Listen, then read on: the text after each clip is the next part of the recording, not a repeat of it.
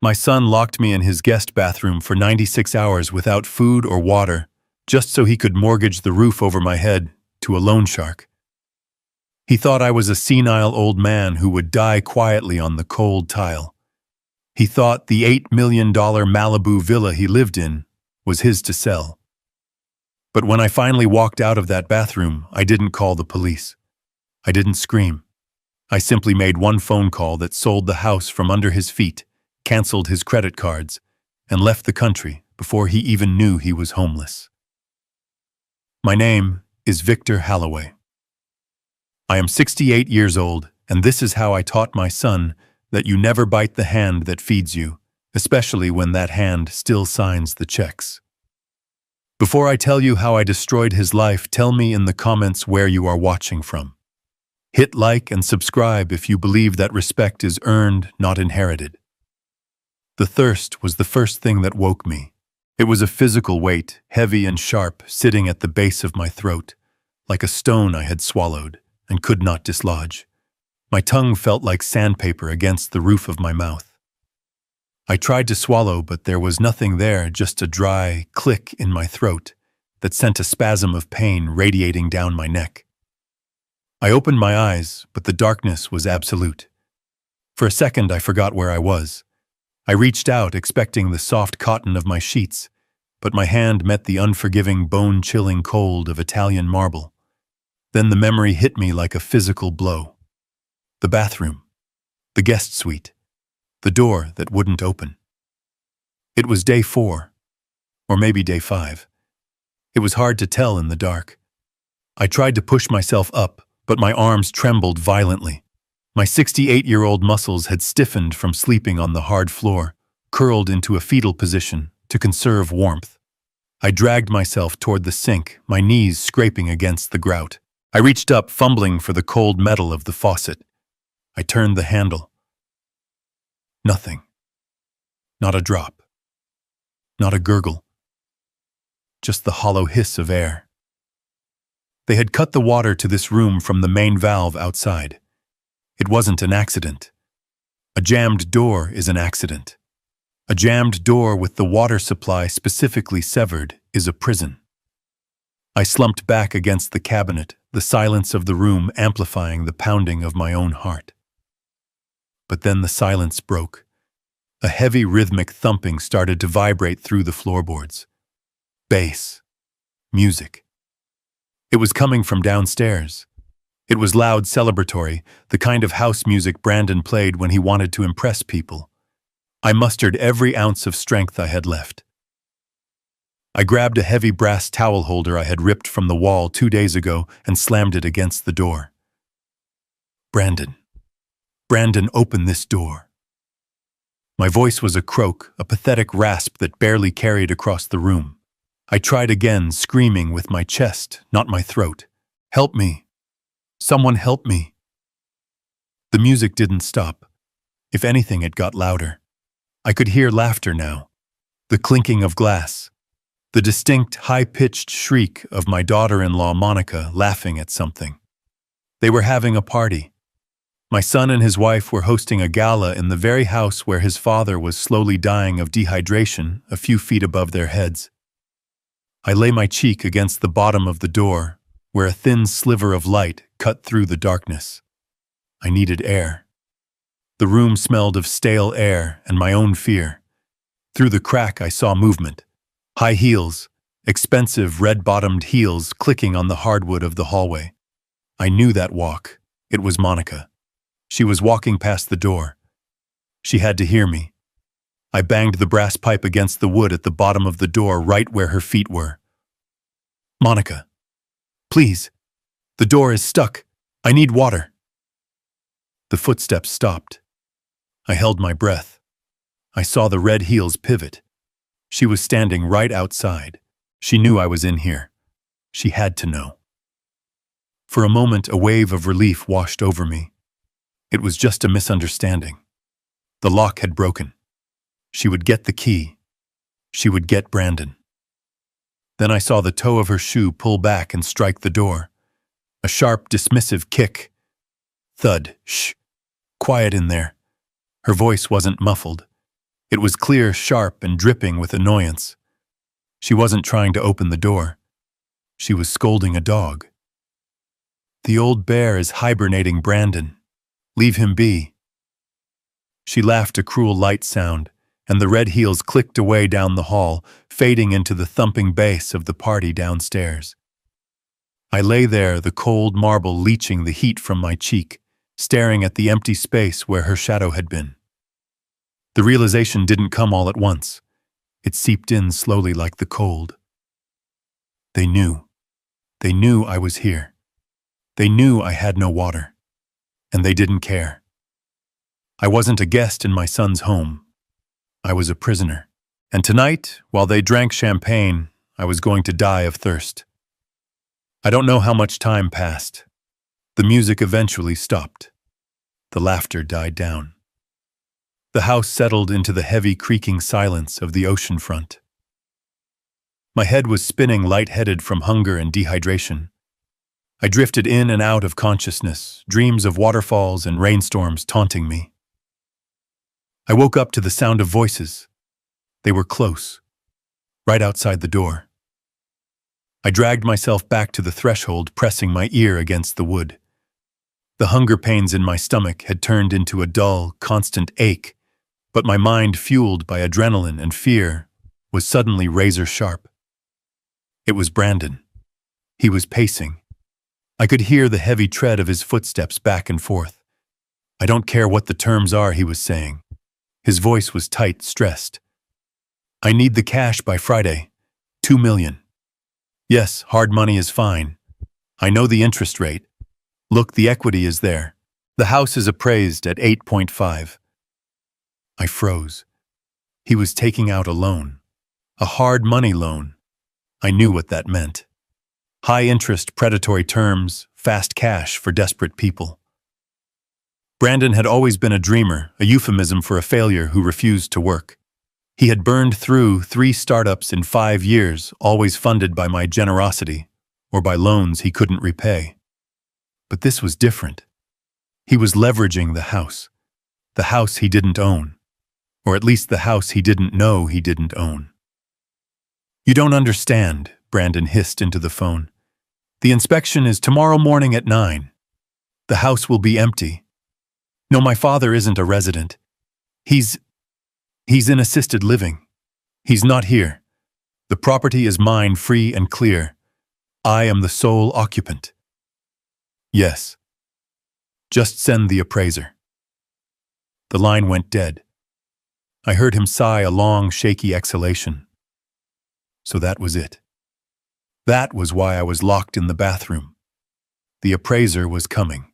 If the bank saw an old man living in the guest suite with his clothes in the closet and his books on the shelves, they would ask questions. They would ask if I had tenancy rights.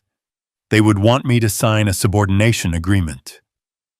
Brandon needed the house to look like a bachelor pad, a clean asset he could leverage to save whatever sinking ship he was currently captaining. He had locked me away like a piece of unwanted furniture so he could commit mortgage fraud. Then I heard Monica's voice. She must have been sitting on the hallway bench. "Did they agree?" "Yes," Brandon replied. "But the interest is 40%, Monica. If this tech deal doesn't go through next month, we lose the house. They'll foreclose in 30 days. "It will go through," Monica said, her voice dismissive. "You always figure it out." "But what about him?" She gestured toward the bathroom door. I could feel her finger pointing at me through the wood. "He's been in there 4 days, Brandon. What if he's—" "You know," dead Brandon asked. The word hung in the air, heavy and cold. I held my breath. My own son. The boy I had taught to ride a bike. The boy I had sat with through algebra homework. The boy whose tuition I had paid, whose cars I had bought, whose mistakes I had fixed for 35 years. "If he is," Brandon said, his voice devoid of emotion, devoid of anything human, "then it solves a lot of problems, doesn't it?" "We can say he slipped," Monica suggested. "Or he had a stroke. He's 68, Brandon. It happens. No one would question it. The autopsy would just show dehydration and heart failure. Natural causes. It would save us the cost of a nursing home, Brandon mused. And the trust fund. If he dies, the trust executes immediately, right? I get everything. Not everything. I thought, my anger suddenly hotter than my thirst. You get nothing. You don't know how the trust works because you never bothered to read the documents I gave you. You never bothered to learn how the wealth was built. You just wanted to spend it. I listened as they discussed my potential death with the casual indifference of a couple deciding what to order for dinner. They weren't worried about me suffering. They were worried about the smell. They were worried about the timing of the coroner relative to the appraiser. We should check on him in the morning, Monica said, yawning. After the appraiser leaves. If he's still kicking, we give him some water and tell him the lock was jammed. We play the heroes. If not, well, we call 911 and cry on cue. Let's go to bed, Brandon said. I'm exhausted. This stress is killing me. The stress was killing him. I almost laughed, a dry, hacking sound in my throat. The footsteps receded. The bedroom door down the hall closed.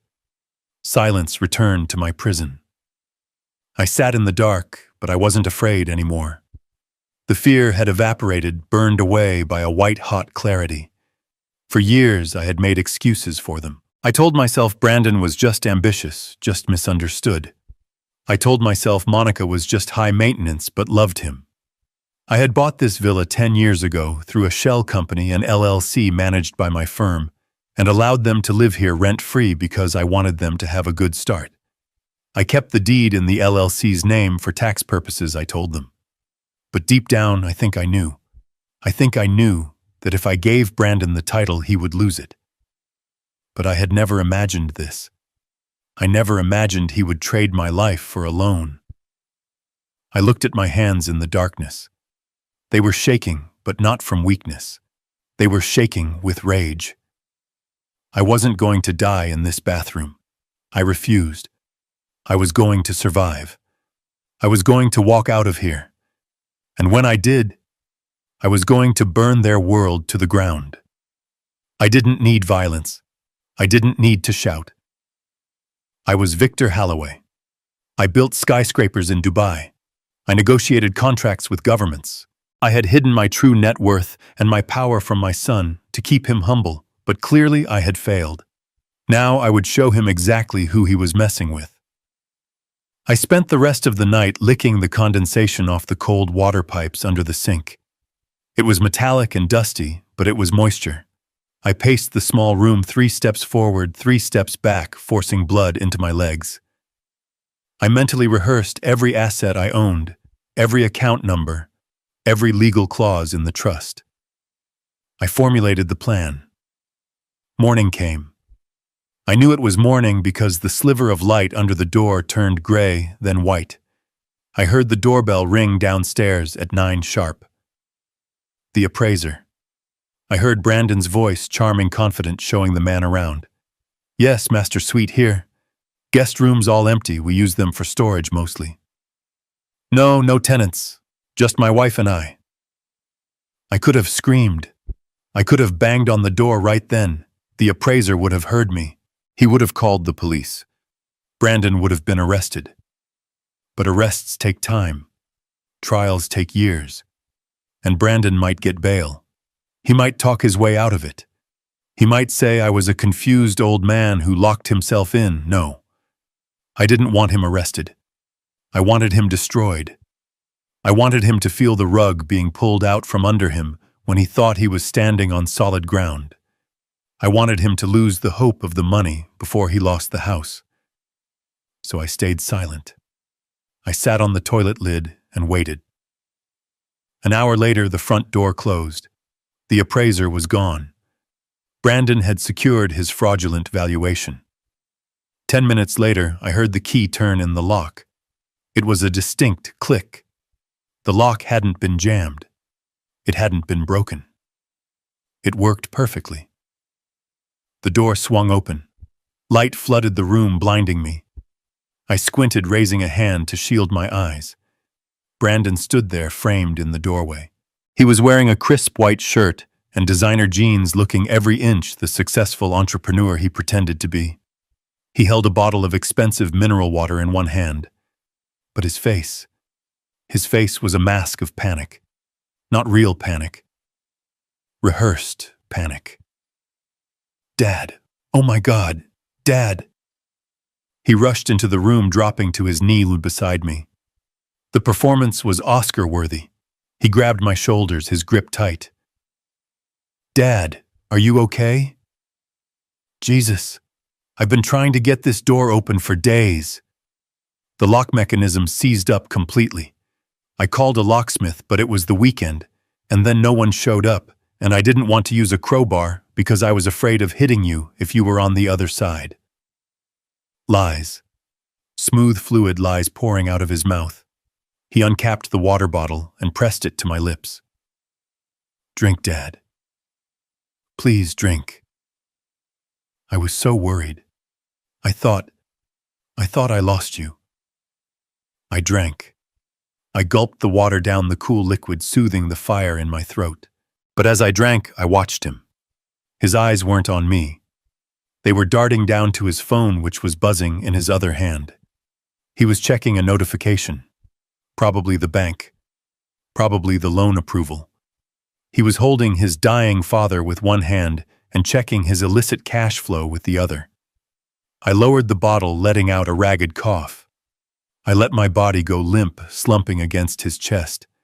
I made my hands tremble violently, spilling some of the water onto his expensive shirt. "Brandon," I wheezed, making my voice sound thinner and weaker than it actually was. "Dad, I'm here. It's okay. You're safe now."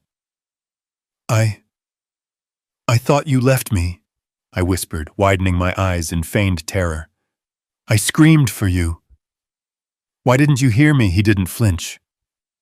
"I was out, Dad. Monica and we were at the hospital. Her mother, she got sick again. We weren't even here. We just got back and realized the door was stuck." Another lie. I had heard the party. I had heard the music. I had heard Monica's heels outside the door. But I nodded. I let tears well up in my eyes. I clung to his shirt like a frightened child. "Oh, thank God," I sobbed. "Thank God you didn't abandon me. I was so scared, Brandon. I'm so old. I get so confused." I felt his muscles relax. He bought it. He thought I was broken. He thought the dehydration and the trauma had scrambled my brain. He thought I bought his story about the locksmith and the hospital. He thought he had gotten away with it. "Let's get you to bed, Dad," he said, his voice dripping with fake solicitation. "We need to get some food in you. You need to rest." He helped me stand. I leaned my entire weight on him, making him drag me. As we walked out of the bathroom, I saw Monica standing at the top of the stairs. She was wearing a silk robe, holding a cup of coffee. She looked at me with disappointment. She hadn't wanted me to walk out of that room. "Oh, Victor!" she exclaimed, putting a hand to her chest. "You poor thing. Is he okay, babe?" "He's fine," Brandon said, shooting her a look. "Just confused, dehydrated. He needs to sleep." We walked past the master bedroom. On the dresser, I saw the paperwork. The loan documents. They were already filled out, just waiting for the final approval. I shuffled my feet, keeping my head down, playing the part of the feeble, grateful victim. "Thank you, son," I mumbled. "Thank you for saving me." "Don't worry about anything, Dad," Brandon said, guiding me into my bedroom. "I'll take care of everything. I'll handle the bills, the house, everything. You just rest." I lay down on the bed. He pulled the comforter up to my chin. "I'll bring you some soup," he said. He walked to the door.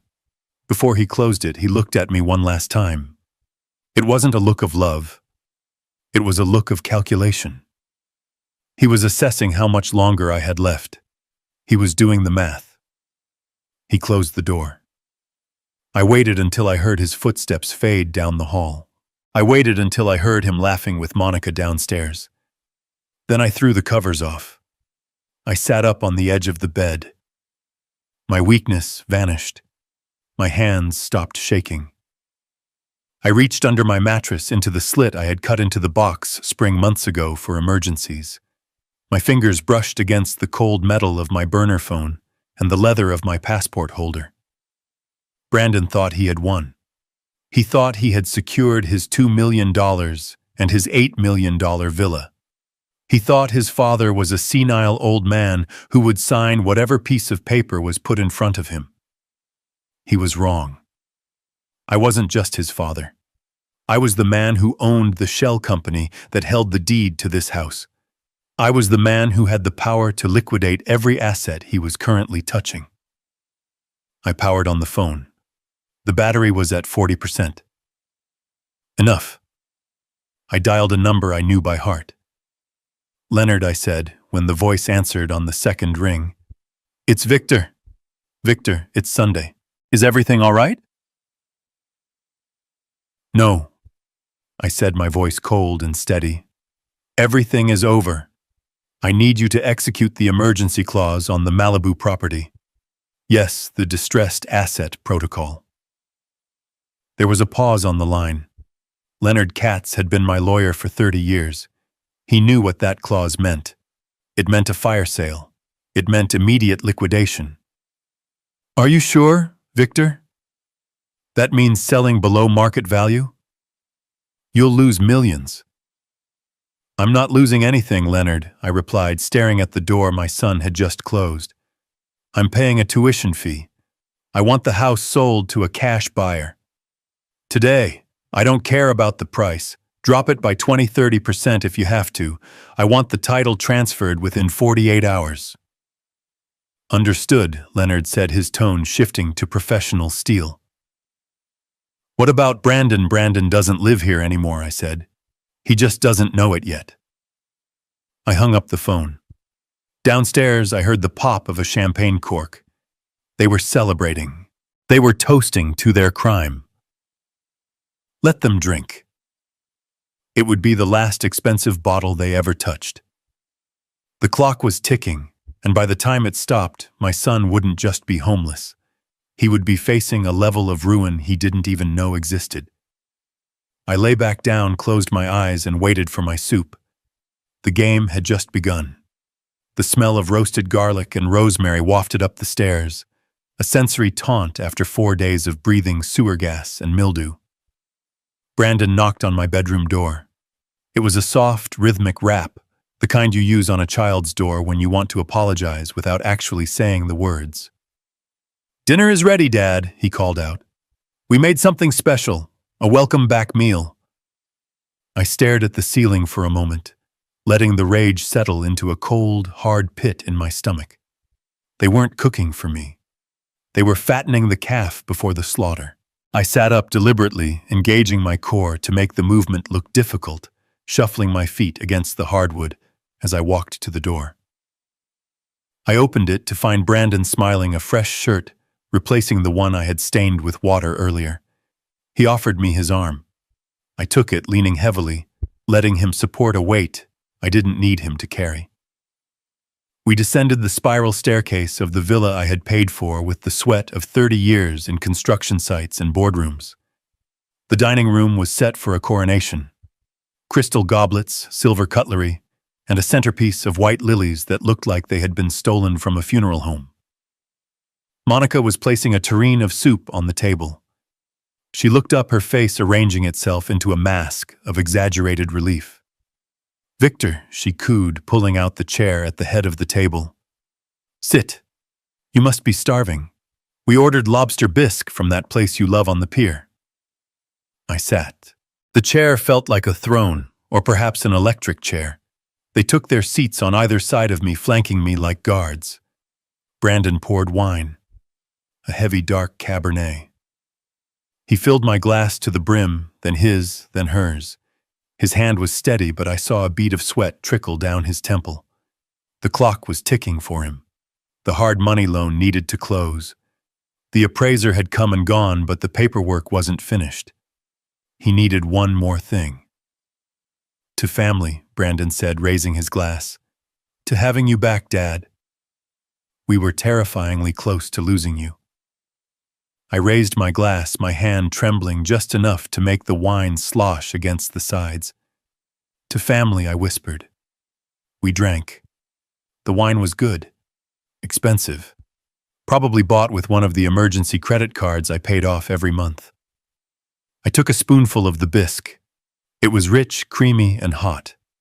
My stomach clenched, not used to food, but I forced it down. I needed the energy. So Dad Brandon started setting his glass down a little too hard. We need to talk about what happened. About the bathroom. I kept eating, keeping my eyes on the bowl. What about it? I mumbled. It's concerning. Monica interjected, leaning forward. Her perfume was cloying a floral assault. You locking yourself in like that. Forgetting how to open the door. Not calling out for days. It's not normal behavior, Victor.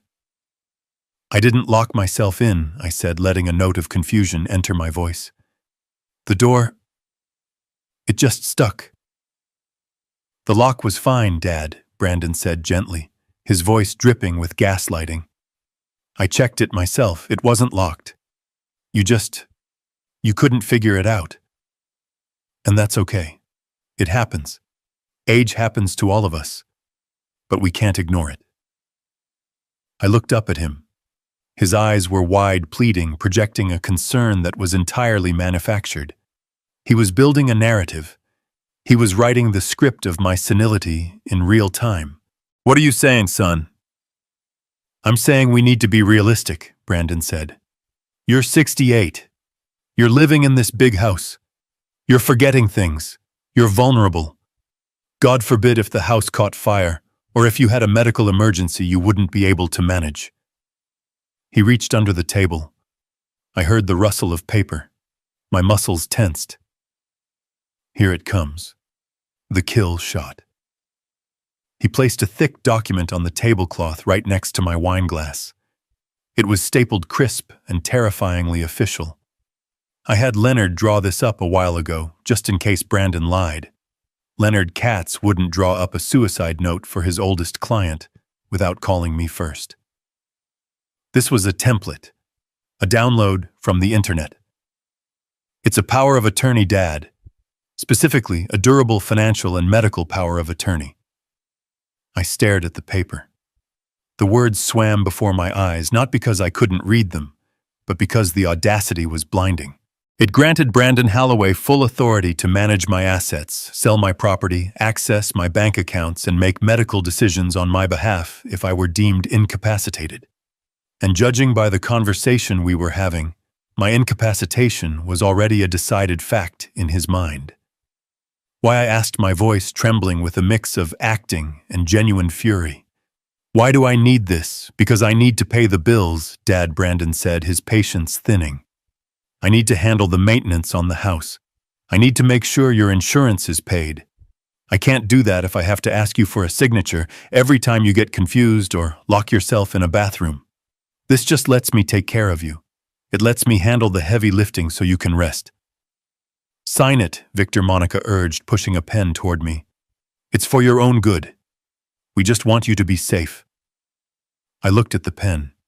It was a Mont Blanc, a gift I had given Brandon for his college graduation. He was using my own gift to sign away my life. I reached for the pen. My hand shook violently. I watched Brandon's eyes. They were laser-focused on the tip of the pen, hungry, desperate. He needed this signature. The loan shark probably required a title transfer or a guarantor. And since the house was in an LLC, he needed control of the LLC. This document would give him that control. If I signed this, I was homeless. If I signed this, I was dead. I picked up the pen. I brought it to the paper. Brandon held his breath. Monica leaned in. I don't know, I stammered. I should read it first. There's nothing to read. Dad, Brandon snapped, his voice cracking. It's standard legal jargon. Just sign the damn paper so we can eat. He realized his mistake immediately. He softened his tone. "Please, Dad. Just sign it. For my peace of mind." I nodded slowly. "Okay. Okay, son. If you say so." I moved the pen to the signature line, but as I did, I let my elbow spasm. A violent, jerky movement. My arm lashed out, hitting the heavy crystal goblet of red wine. It tipped. The dark liquid surged out like a tidal wave, crashing directly onto the document. The paper soaked it up instantly, turning from crisp white to a soggy, bleeding purple. The ink of the printed text blurred into illegibility. The wine spread across the tablecloth, dripping onto Brandon's lap. "No," Brandon roared, jumping up. He grabbed the document, shaking it, purple drops flying everywhere. It was ruined.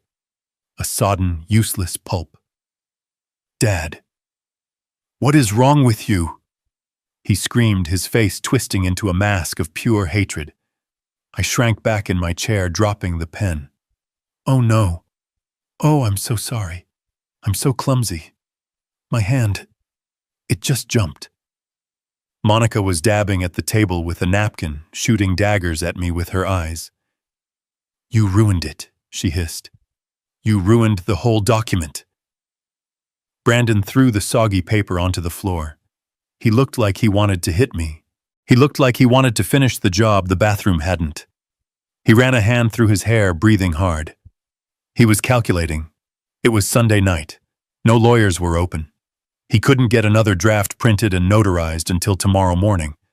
But the loan shark was expecting the paperwork first thing. "I'm sorry, Brandon," I whined, playing the pathetic old man to the hilt. "I'm just so shaky. I'm so sorry." "It's fine." Brandon choked out, his voice tight with suppressed violence. "It's fine. We'll do it tomorrow. I'll print another one in the morning. We'll go to the notary together." I nodded eagerly. "Yes, tomorrow. I'll sign it tomorrow, when I've had some sleep. I'm just so tired right now."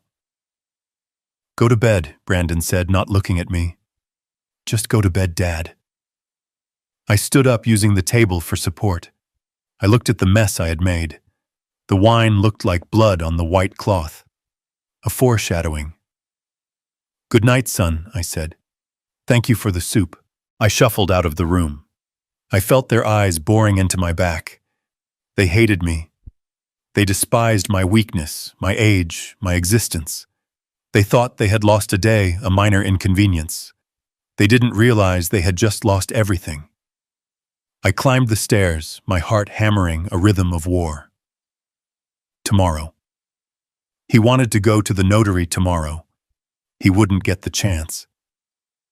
By the time the sun rose, I would be gone, and the avalanche I was about to trigger would be unstoppable. I went into my room and locked the door. Not because I was afraid of being locked in again, but because I needed privacy for what came next. I pulled my burner phone from under the mattress. It was time to make the call that would turn their villa into a tomb. I had bought myself 12 hours. I only needed one. The soup was cold in my stomach, but the taste of victory was already sweet on my tongue.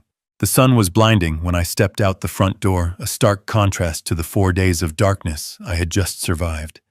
I shuffled my feet, leaning heavily on a cane I had dug out of the closet, a prop from a knee surgery 5 years ago that I no longer needed. Brandon was in the kitchen, furiously typing on his laptop, his phone pressed between his ear and shoulder. He barely looked up when I told him I needed fresh air.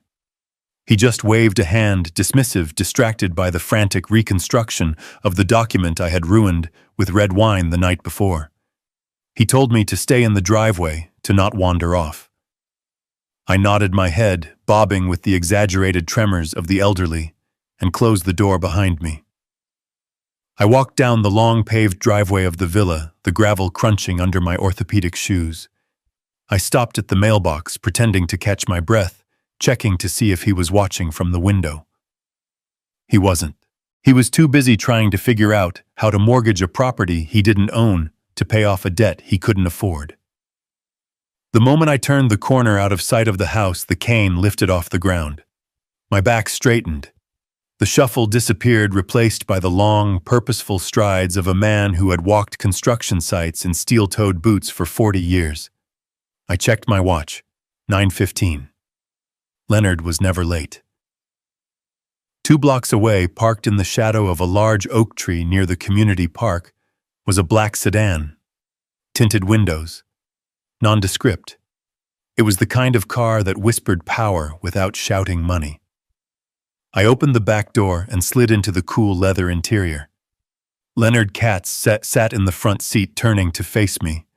He looked older than the last time I saw him, the lines around his eyes deeper, but his gaze was as sharp as a razor. He took in my appearance, the slightly gaunt cheeks, the dark circles under my eyes, the way my hands were clenched into fists on my knees. He didn't ask if I was okay. He knew better. He knew that if I was calling a meeting like this, things were far beyond okay. "You look like hell, Victor," Leonard said, his voice a low rumble. "I feel like I just woke up from a coma," I replied, my voice devoid of the tremor I used with my son. "Drive. Just drive around the block.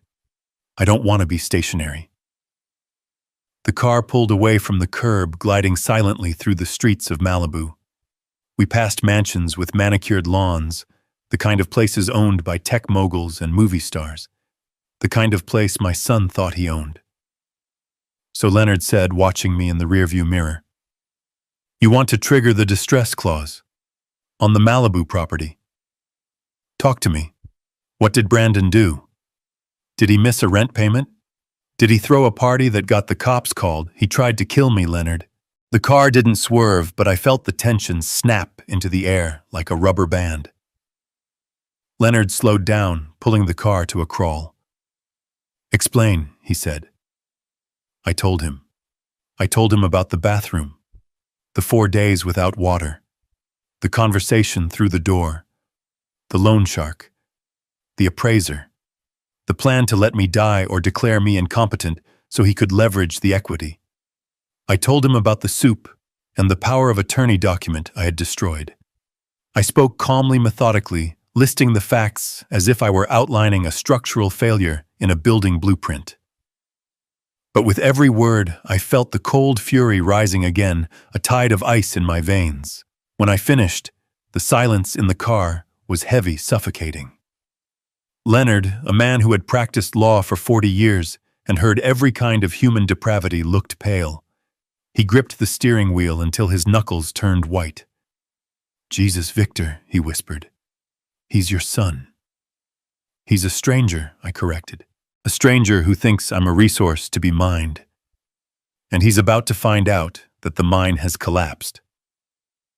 Leonard took a breath, composing himself. He switched back into lawyer mode, the professional armor sliding into place. "Okay. So he needs the power of attorney because the title isn't in his name. It's in the LLC." "Correct," I said. This was the secret. The weapon I had kept buried for 10 years. The weapon Brandon was too lazy and too arrogant to uncover. When I bought the villa, I didn't put it in my name, and I certainly didn't put it in his. I created a shell company, Terra Firma Holdings LLC, a faceless, boring corporate entity managed by my firm. Brandon lived there. He told his friends it was his. He told his girlfriends it was his. He even paid the utilities to keep up the charade. But he never saw the deed. He never saw the tax bills, which went directly to Leonard's office.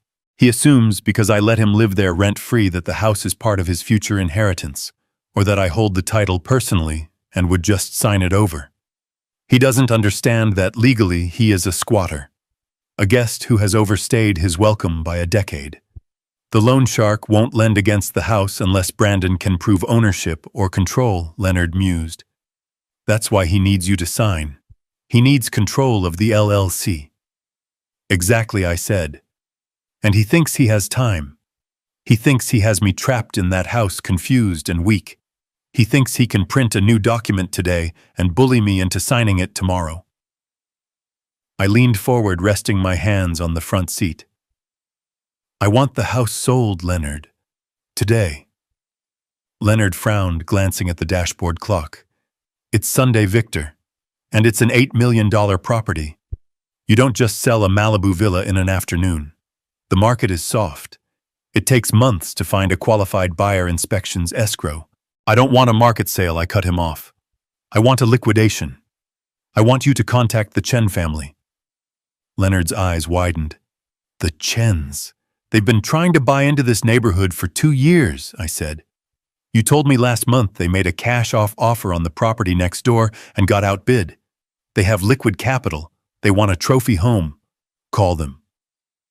Victor Leonard warned, his voice cautious. If you go to them directly with a distress sale, they are going to smell blood. They will lowball you. You're going to lose 20%, maybe more. We're talking about walking away from almost $2 million just to speed this up. I laughed, a dry, humorless sound. You think I care about the money, Leonard? I have enough money to buy this neighborhood. This isn't a financial transaction. It's an eviction. It's an exorcism. I looked out the window at the ocean flashing by between the houses. I want you to offer it to them for $6.5 million. Cash, as is. No inspections, no contingencies. But the closing has to happen in 48 hours. The title transfer happens immediately. Leonard let out a low whistle. 6.5. They'd be idiots to say no. They'll wire the funds before lunch. That's the point, I said. I want the ink dry before Brandon even knows the house is on the market. I want the new owners walking through the front door while he's still trying to figure out how to forge my signature. But Victor Leonard pressed, playing the devil's advocate as a good lawyer should. The house is full of his things, his furniture, his life. The contract usually gives 30 days for possession. No possession clause, I said firmly. Immediate occupancy. The Chens can have the furniture. They can have the art. They can have the clothes in the closet for all I care. I want the contract to state that the property is sold, contents included. Brandon leaves with what he can carry. Leonard stayed silent for a long moment, processing the brutality of the move. It was nuclear. It was total war. It was the kind of maneuver we used against hostile corporate takeovers, not against family. Are you sure? Leonard asked softly. Once I make this call, Victor, it's done. The Chens don't play games. If we sign, the house is theirs. Brandon will be on the street. And if he really owes money to loan sharks, this could get dangerous for him. I thought about the bathroom again. I thought about the darkness. I thought about the sound of Monica's heels clicking past the door while I begged for water. I thought about them discussing my death as a convenience. They hadn't cared if it got dangerous for me. They had manufactured the danger. He's a grown man, I said, my voice cold as the marble floor I had slept on. He made his choices. He chose to gamble. He chose to steal. He chose to treat his father like a disposable asset. Now he can deal with the creditors himself. Maybe it will teach him the value of $1. Or maybe it won't. But it's not my problem anymore. I pulled a folded piece of paper from my pocket. It was a list of account numbers. After the sale, I continued, I want you to take the proceeds, combine them with my personal liquid assets, and transfer everything to the Cayman Trust we set up last year. Then I want you to book me a flight. Where are you going? Italy, I said. Tuscany. I haven't been there since Martha died. I want to sit in a vineyard and drink wine that doesn't taste like betrayal. Leonard nodded slowly. He pulled the car over to the curb a few streets away from the villa. He took out his phone. I'll call the Chen's attorney now, he said. They're usually up early. If they agree to the terms, I can have the digital contracts ready for you to sign by noon. Where will you be? I have to go back, I said. I have to play the part for one more day. Brandon is planning a party for tonight. A product launch, he calls it. He's invited investors. He's invited the elite. He thinks he's going to use the house to dazzle them into giving him money. A party? Leonard asked, incredulous. He locked you in a bathroom for 4 days and now he's throwing a party. He thinks I'm resting in my room, I said. He thinks I'm broken. He told me to stay out of sight tonight, to stay in the maid's quarters so I don't embarrass him. I opened the car door, the fresh sea air hitting my face. I'll sign the papers electronically from my room, I said. Get it done, Leonard. And hire security, private security. When the Chens take possession, I want a team there to ensure the transition is smooth. I don't want Brandon to have the chance to damage the property when he realizes what's happening. I will, Leonard said. Victor, be careful. If he finds out what you're doing before the deal closes. He won't, I said. He's too busy counting money he doesn't have. I stepped out of the car and began the transformation again. I hunched my shoulders. I let my hands tremble. I picked up the cane. The powerful architect vanished, replaced by the frail, confused victim. I shuffled back toward the house, toward the prison that was about to become a stage. The deal was in motion. The clock was ticking. Brandon had his party tonight. He wanted to show off his empire. I was going to make sure he had an audience for his execution. I shuffled back into the house through the side door, the heavy oak panel closing behind me with a soft click that felt like the locking of a vault. The silence of the morning had been replaced by a chaotic symphony of excess. The Villa My Villa was being transformed. A team of caterers in black uniforms scurried through the hallway carrying trays of crystal and silver. A florist was constructing an archway of white orchids that must have cost $5,000 alone.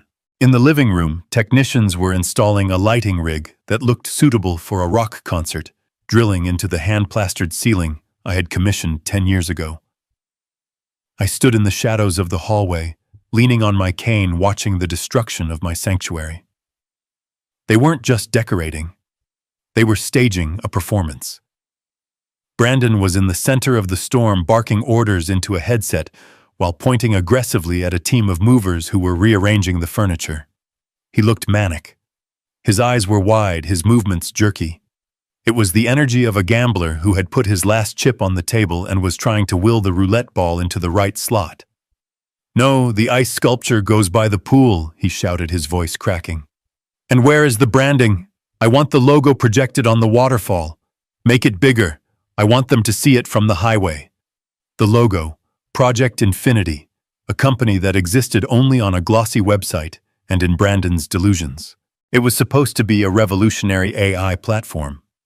I knew for a fact it was a shell, a few lines of stolen code wrapped in buzzwords and venture capital fraud. He was throwing this party to raise $5 million. He was using my house as the bait to hook whales, hoping their greed would blind them to the fact that he had nothing to sell but smoke. I walked slowly into the room. Brandon spun around, his face tightening when he saw me.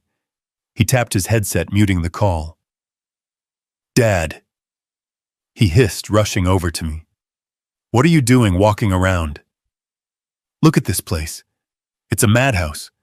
You could get hurt." He didn't care if I got hurt. He cared that I looked like a ghost.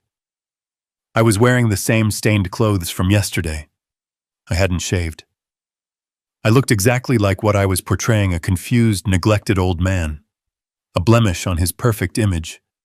I wanted to see, I mumbled, gesturing vaguely at the lights. "It's so bright, Brandon. What's happening?" "It's the launch, Dad," he said, his voice tight with impatient condescension. "I told you. Tonight is the night. The investors are coming. The press is coming. This is it. This is the night everything changes." He gripped my arm, his fingers digging into the loose skin. "Listen to me, Dad. This is vital. Tonight has to be perfect. These people, they judge everything. They judge the house, the food, the atmosphere. They need to see success. They need to see power." He looked me up and down, his lip curling in distaste. "They can't see you. Not like this. You look sick, Dad. You look like you belong in a hospital. If they see you wandering around, drooling and shaking, they'll think I can't even manage my own family. They'll think I'm weak, and nobody invests in weak. I stared at him, letting my mouth hang open slightly. The cruelty was breathtaking. He wasn't just ashamed of me. He viewed me as a liability to his fraud. "So what do I do?" I whispered. Brandon sighed, steering me toward the back of the house, away from the ocean view, away from the light. "I've set up the maid's quarters for you," he said. The maid's quarters, a small windowless room off the laundry area. It had a twin bed and a small television. It was where the cleaning staff took breaks. It was the only room in the 8,000 square foot house that didn't have a view of the Pacific. "It's comfortable," he insisted, pushing me along. "It's quiet. You won't hear the music. You can just sleep. I'll bring you dinner later once the speeches are over. Just stay there." "Okay. Lock the door from the inside if you have to. Just don't come out until the last guest leaves." He stopped at the door to the laundry room. He looked at me, waiting for resistance. He was ready to bully me, to threaten me. He was ready to use the power of attorney argument again. I looked at the small, dark room. It was a cell, another prison. But unlike the bathroom, this one had a purpose. It was the backstage area for my final act. "Okay, son," I said softly, lowering my head. "I don't want to ruin your big night. I'll stay in the room. I'll be quiet." Relief washed over his face. It was almost insulting how easily he believed I had given up. "Thanks, Dad," he said, patting my shoulder. "It's for the best. You'll be safe here." He turned and walked away, already speaking into his headset again, shouting about canapes and champagne vintages. He didn't look back. He didn't see me straighten my spine. He didn't see the cold smile that touched my lips. I walked into the maid's room and closed the door. I didn't lock it. I wouldn't be staying long. I sat on the narrow bed and pulled out my burner phone. It was 11:00 a.m. Leonard's message was waiting. "The contract is signed. The wire transfer from the Chen family has cleared. The funds are in the Cayman Trust. The deed transfer has been electronically recorded with the county clerk. As of 10:45 a.m., Terra Firma Holdings LLC no longer owns the property. The new owners, Mr. and Mrs. Chen, have been notified that the property is ready for immediate possession. Their security team is en route." I let out a breath I didn't know I had been holding. It was done. The house didn't belong to me anymore, and it certainly didn't belong to Brandon. He was currently spending thousands of dollars decorating a stranger's living room. He was setting up a stage on land he was trespassing on. I sent a text back to Leonard. "Is everything in place for tonight?" The reply came instantly. "Yes. The Chens will arrive at 8:30 p.m. My team will be with them." "Victor, are you sure you want to be there? It's going to be volatile."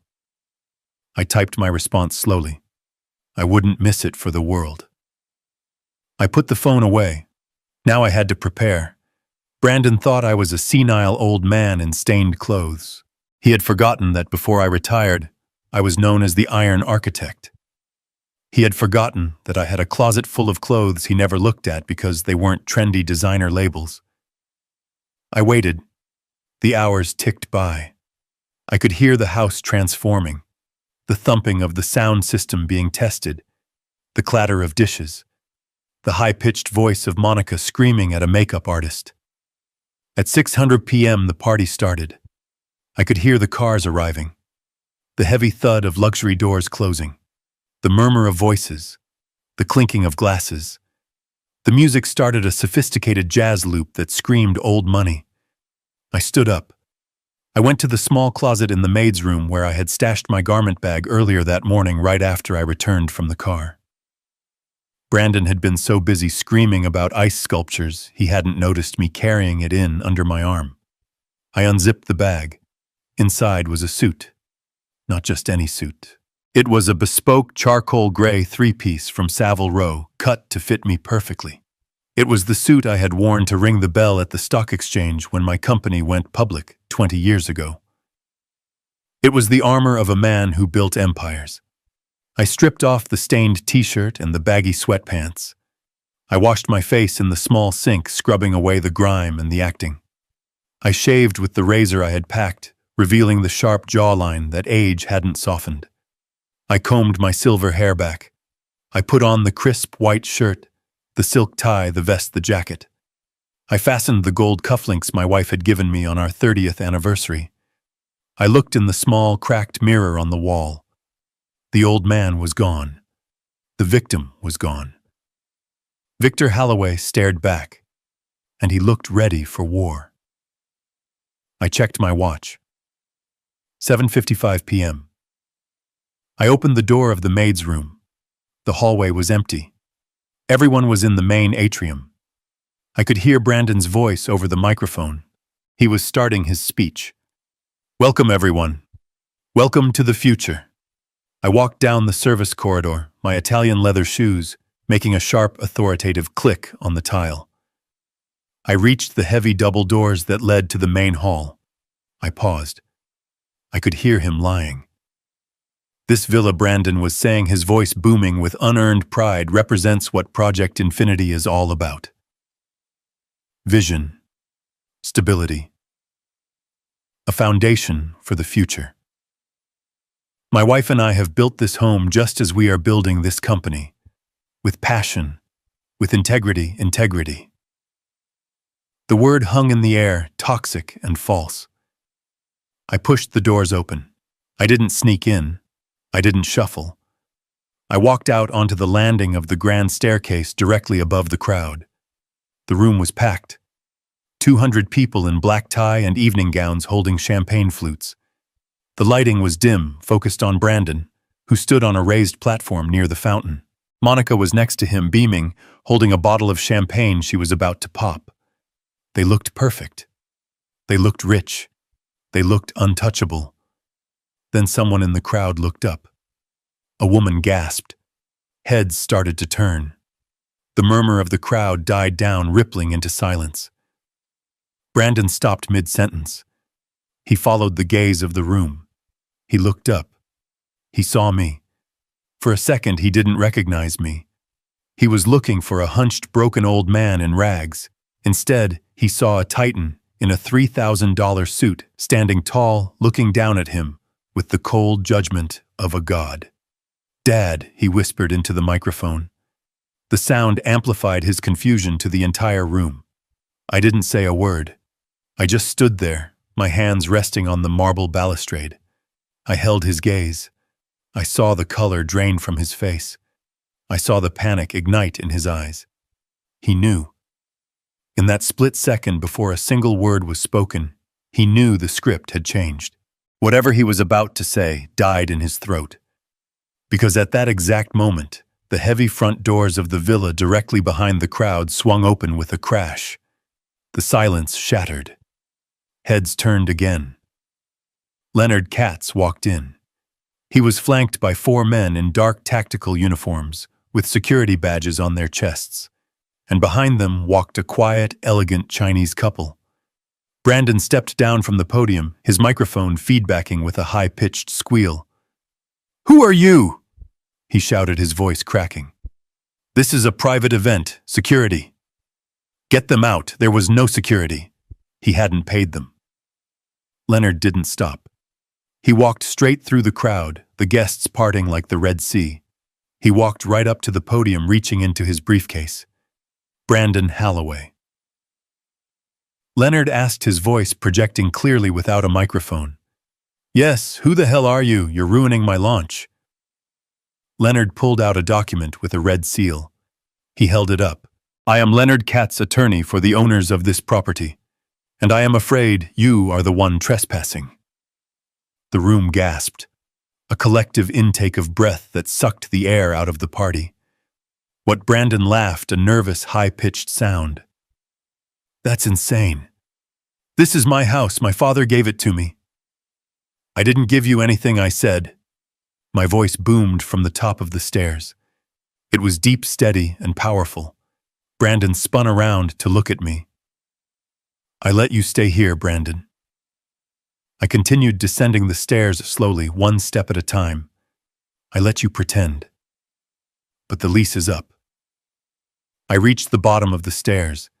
I walked through the stunned crowd who stared at me with a mix of awe and terror. I walked up to my son. Up close I could smell the fear on him. It smelled like cheap sweat under expensive cologne. Dad, what are you doing? He hissed, leaning in his eyes, darting around at the investors. You're embarrassing me. Go back to your room. We'll talk about this later. There is no later, I said loud enough for the investors in the front row to hear. And there is no room. This house was sold this morning. I gestured to the Chinese couple standing with Leonard. Meet Mr. and Mrs. Chen, I said. The new owners. Brandon looked at them, then at me, then at Monica. Monica had dropped the champagne bottle. It shattered on the floor, exploding into foam and glass, but no one moved. Sold, Brandon whispered. You can't sell it. You're senile. You signed... I signed nothing, I said, leaning in close so only he could see the fire in my eyes. I spilled soup on your fraud, and then I sold the asset you tried to steal. Leonard stepped forward. Mr. Holloway, the contract stipulates immediate possession. The property must be vacated. Now, the new owners wish to secure the premises. This is a joke, Monica shrieked, stepping forward. This is our house, we have rights, we have a party. You have nothing, I said, turning to her. You have no deed. You have no lease. You have no equity. And as of right now, you have no guests. I turned to the crowd. I saw the bankers. I saw the tech investors. I saw the loan sharks heavy in the back corner. Ladies and gentlemen, I announced, I apologize for the inconvenience, but this product launch is a fraud, just like the man hosting it. The party is over. Please vacate the premises immediately. Chaos erupted. But it wasn't the chaos of a party. It was the chaos of a sinking ship. The investors turned on their heels. The bankers pulled out their phones. The loan shark's man started walking toward Brandon with a look that promised violence. Brandon stood frozen in the center of his collapsing world. He looked at me, tears of rage and disbelief streaming down his face. You did this, he screamed. You ruined me. Why would you do this? I looked at him. I looked at the son who had locked me in a bathroom to die of thirst. Because you forgot who built the roof over your head, I said softly. And now you're going to learn what it feels like to stand in the rain. I turned my back on him and walked toward Leonard. The security team moved in to clear the room. The music died. The lights stayed on, illuminating the wreckage of a life built on lies. My son was screaming, but I was no longer listening. I had a plane to catch. The bass from the DJ booth vibrated through the soles of my Italian leather shoes, a rhythmic thumping that felt less like music and more like the heartbeat of a beast about to be slaughtered. I stood in the shadows of the upper gallery, hidden by a marble pillar, looking down at the circus my son had erected on my grave. It was magnificent in its vulgarity. The atrium was awash in purple and blue lighting, casting an underwater glow on the hundreds of guests milling about below. Waiters navigated the crush with trays of caviar and towers of Wagyu beef sliders. A fountain of champagne flowed in the center of the room, flanked by ice sculptures carved into the shape of the infinity symbol. Outside, through the open floor-to-ceiling glass doors, I could see the valet parking lot. It looked like a showroom for a luxury car dealership. Ferraris, Lamborghinis, Bentleys. Brandon had managed to attract the sharks. He had baited the water with the scent of old money, my money, and they were circling hungry for a piece of the next big thing. I adjusted my silk tie, feeling the cool metal of my gold cufflinks against my wrist. They were heavy grounding. I wasn't the trembling old man who had begged for water yesterday. I was the man who had designed the skyline of 3 different cities. I was the man who knew that a building is only as strong as its foundation, and Brandon had built his castle on quicksand. I watched him. He was standing on a raised platform near the grand piano, a microphone in his hand. He looked the part. His tuxedo was midnight blue, tailored to hide the softness of a life without manual labor. He was sweating, but under the lights, it looked like the glow of exertion, not panic. He was in his element, selling a dream that didn't exist to people who had too much money and not enough sense. Ladies and gentlemen, Brandon's voice boomed through the high-end speakers, cutting through the murmur of the crowd. Thank you all for coming tonight. Look around you. This isn't just a house. This isn't just a view. This is a testament to what is possible when you refuse to compromise. He swept his arm wide, encompassing the room, the art on the walls, the ocean view beyond the glass. When my wife and I built this home, we wanted it to be a sanctuary for innovation. We wanted a place where the future could be written. And that is exactly what Project Infinity is. It is the architecture of tomorrow. Just as this villa stands firm against the tides of the Pacific, our technology stands firm against the volatility of the market. I listened to him take credit for the beams I had selected, the stone I had imported, the very air he was breathing. He spoke of hard work and sleepless nights appropriating my biography and pasting it over his own history of mediocrity. The crowd nodded, mesmerized. They weren't looking at his balance sheet. They were looking at the chandelier. They were looking at the perceived wealth, and in their minds, wealth equaled competence. To my left, near the sweeping curve of the grand staircase, I saw Monica. She wasn't listening to her husband. She was working her own angle. She held a smartphone attached to a stabilizer gimbal, a ring light clipped to the top, broadcasting her vanity to the world. She was live streaming. I moved slightly, shifting my angle to see her screen. She was walking backward, framing herself against the backdrop of my living room. "Hey guys," she chirped, her voice pitched high for her digital audience. "Welcome to our humble abode for the launch party. Look at these flowers. I had them flown in from Ecuador this morning. I wanted everything to be white and pristine, just like the vision for our new company." She spun around, panning the camera over a seating area featuring a velvet sofa I had bought in Milan. "And this is my favorite spot," she continued. "This is where Brandon and I sit every morning with our coffee and brainstorm. We designed this room to maximize the natural light. It's so important to curate your environment for success. You know, if you want to live a high-vibration life, you have to surround yourself with high-vibration things." High vibration. The only thing vibrating in that house was the phone in Brandon's pocket, likely blowing up with messages from the loan shark wondering why the title transfer hadn't gone through yet. She walked over to a wall adorned with a large abstract painting. It was an original I had acquired at an auction in London 15 years ago. It was worth more than the combined annual salary of everyone in that room. "This piece," Monica said, touching the canvas with her manicured nails, leaving a smudge of oil from her skin on the priceless pigment. "We picked this up on our last trip to Europe. It just spoke to us. It represents the chaos of creation. It's so personal to us. It was personal, but not to them. It was the painting Martha and I had bought to celebrate our 20th anniversary. It was the last big purchase we made before she got sick." Seeing Monica touch it, claiming it as a prop for her influencer narrative, ignited a cold fire in my chest that burned hotter than the thirst had. They had stolen my water. They had stolen my safety. Now they were stealing my history. Enough. The word didn't leave my lips, but it rang in my head like a gavel strike. It was time. I stepped out from behind the pillar. I didn't rush. Men of power do not rush. I walked to the top of the grand staircase, the focal point of the entire atrium.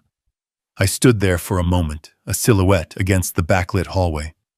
I smoothed the front of my charcoal vest. I checked the break of my trousers on my shoes. I was impeccable. I was the Iron Architect. Below me, the party raged on. Brandon was building to his crescendo. "We are asking for $5 million tonight," he shouted, his voice rising with passion. Not as a donation, but as an invitation. An invitation to join us at the summit, to share in this life, to share in this success. I took the first step down. My leather sole hit the marble stair with a sharp, deliberate clack. It was a sound that cut through the ambient noise of the party like a gunshot.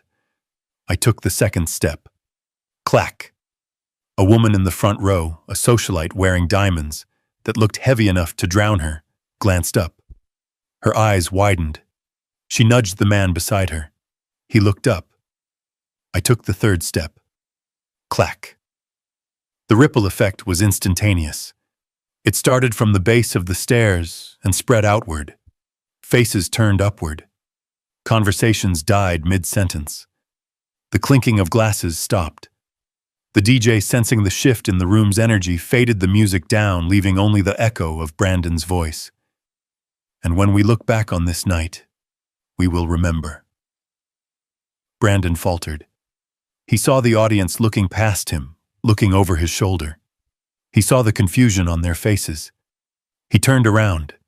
His eyes traveled up the length of the staircase. They landed on me. For a heartbeat, there was no recognition. He was looking for a prop.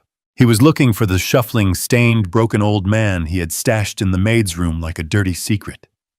He was looking for a victim. Instead, he saw a predator. He saw the suit.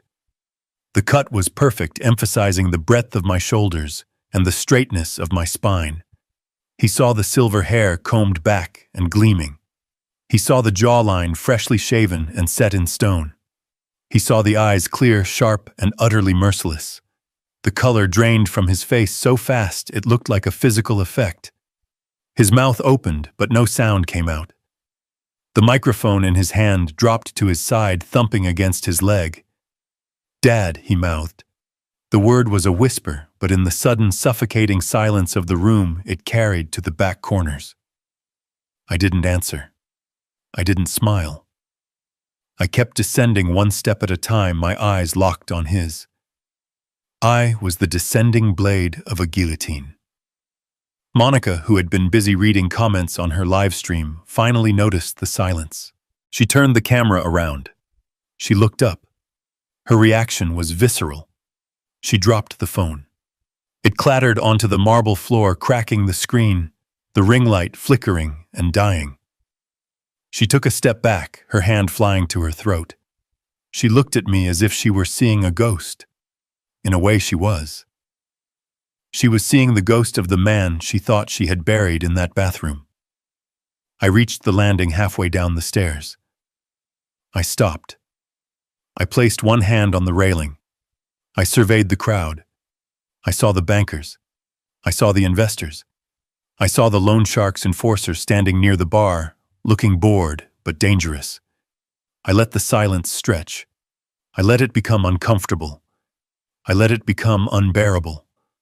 I wanted them to feel the weight of my presence.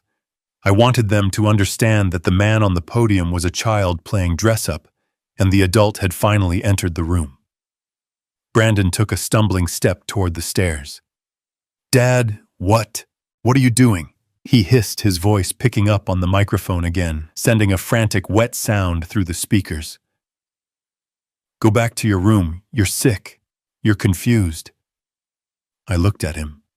I looked at the sweat beading on his upper lip. I looked at the terror in his eyes. He knew. Deep down in the reptile part of his brain, he knew the game was over. But he was still trying to spin it. He was still trying to sell the lie. "I am not confused, Brandon," I said. My voice didn't need a microphone. It was projected from the diaphragm trained in boardrooms where billions of dollars were at stake. It was deep, resonant, and terrifyingly calm. I have never been more clear in my life. The crowd gasped, a collective intake of breath. They looked from the impeccably dressed man on the stairs to the sweating, panicked man on the stage.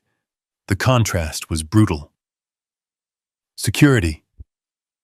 Brandon shouted, his voice cracking into a scream.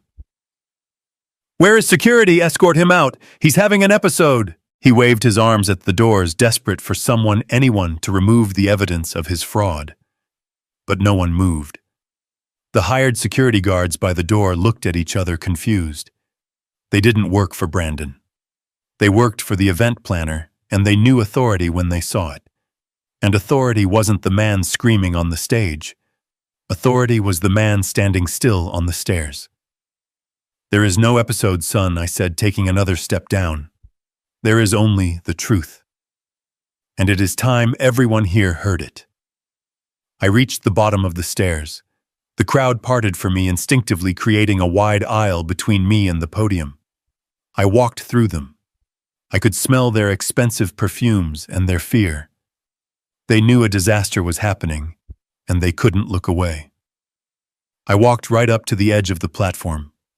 I looked up at my son. You wanted to show them your empire, Brandon, I said, my voice low and intimate yet audible to everyone in the front row. You wanted to show them your foundation. I gestured to the room, to the house, to the lie. Well, here I am. I am the foundation, and I am crumbling. Brandon began to shake. He looked at Monica for help, but she was frozen, staring at the cracked screen of her phone on the floor. He looked at the investors. They were staring at me. Dad, please, he whispered, tears of panic welling in his eyes. Don't do this. Not tonight. We can talk. I'll sign anything. Just go back upstairs. It's too late for signatures, I said.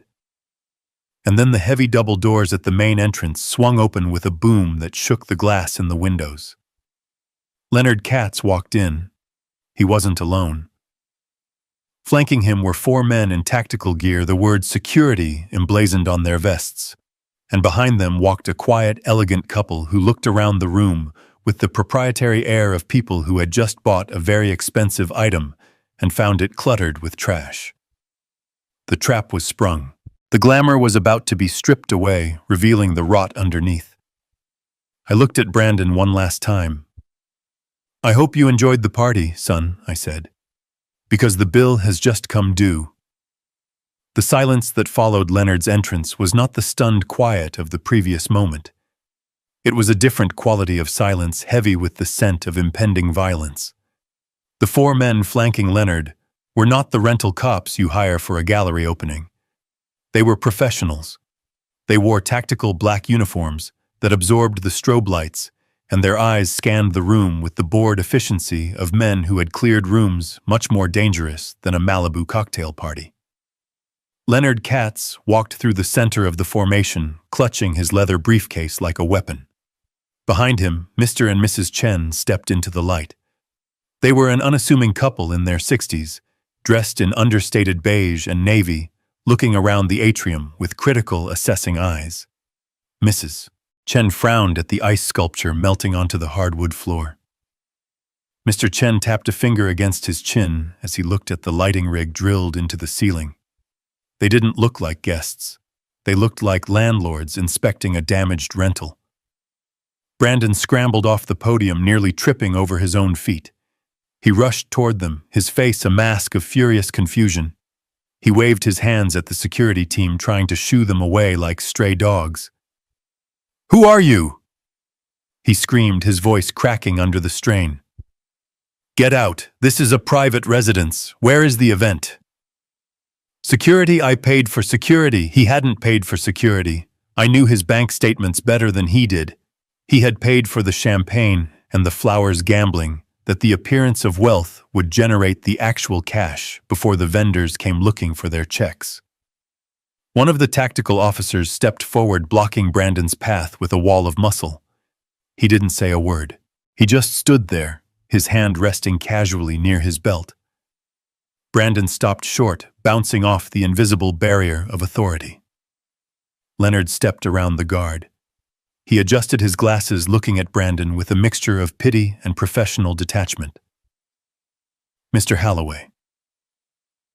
Leonard said, his voice calm but carrying to the back of the room. "I believe there is a misunderstanding. This is indeed a private residence. However, it is no longer yours."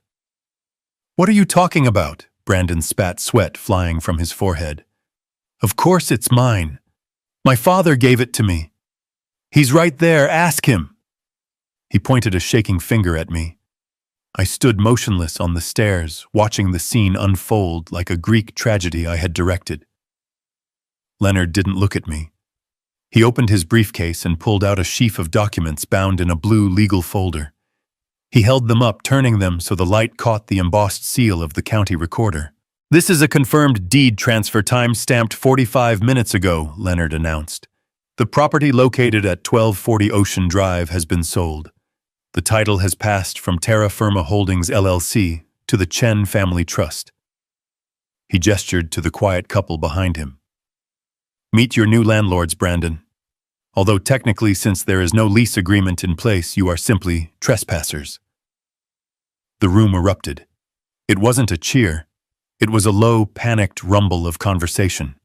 The investors were pulling out their phones, checking property records, realizing they were standing in a house of cards. Sold. Brandon whispered the word, choking him. You can't sell it. It's in the LLC, which my client owns 100% of, Leonard corrected smoothly. And as the sole managing member, he executed an emergency liquidation sale this morning. The funds have cleared. The deal is closed. Brandon spun around to look at me. His eyes were wide-rimmed with red, filled with a betrayal that was almost comical given what he had done to me. You sold my house, he screamed. You sold my house while I was throwing a party. I walked down the final 3 steps. I approached him slowly. The crowd parted further, giving us a wide berth. The air conditioning hummed, but the room felt suffocatingly hot. It was never your house, Brandon, I said, my voice steady. It was an investment. And it was a failing investment. So I liquidated it. But the launch, he wailed, gesturing at the banners, the screens, the expensive lies he had pasted over the walls. I need this house. I need the equity. The loan was approved. The loan, I said, cutting him off, was fraudulent. You attempted to mortgage a property you didn't own using a power of attorney. You forced a distressed man to sign. I believe that is called attempted grand larceny. I looked past him toward the back of the room near the bar. The large man in the ill-fitting suit, the loan shark's enforcer, was putting his drink down. He was watching Brandon with a look that was no longer bored. It was calculating. He was realizing the collateral for his boss's $2 million had just evaporated. Brandon followed my gaze. He saw the man. He paled, his skin turning the color of old ash. Leonard stepped forward again, checking his watch. Mr. Halloway. Mrs. Halloway, he said, addressing Monica, who was still frozen by the fountain. The terms of the sale were very specific. The property was sold vacant and free of occupants. That means the new owners require immediate possession. Possession, Monica squeaked. But we live here. All our stuff is here. My clothes, my studio. Leonard shook his head. The contract specified that the property was sold as is with all contents included. He paused, letting the words sink in. That means the furniture, the art, the electronics, and yes, the clothes in the closets, now belong to Mr. and Mrs. Chen. You are to leave the premises immediately. You may take only what is on your person. No, Monica shrieked, the sound tearing through the room. You can't do that. My purses, my jewelry is upstairs. Your jewelry, I interrupted, purchased with the credit cards I have been paying off for 5 years, is now the property of the estate. Consider it a partial repayment for the fraud. Mr. Chen stepped forward. He spoke for the first time. His voice was heavily accented, but crystal clear. I want them out, he said to Leonard. Now. I want to change the locks. This party, it is dirty. Too many people. Leonard nodded to the security team. You heard the owner, Leonard said. Clear the room. The security guards moved. They didn't run. They flowed into the crowd with practiced efficiency. "Ladies and gentlemen," the lead guard announced, his voice booming. "This is private property. You are trespassing. Please exit through the front doors immediately. The police have been notified and are en route to assist with the eviction." The mention of police was the final straw. The crowd broke.